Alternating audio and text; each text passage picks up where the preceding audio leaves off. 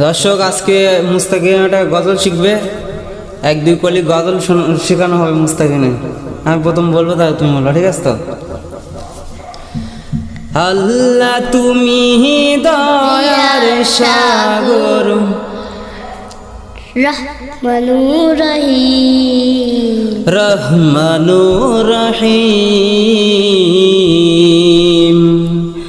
তোমার দয়ায় পূর্ণ আমার সারানিশিদিন। আল্লাহ তুমি দয়ার সাগর, রহমানুর রহিম।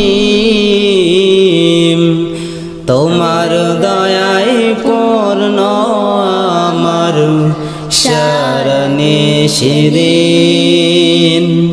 তোমার দয়ায় পূর্ণ আমার সারানিশিদিন।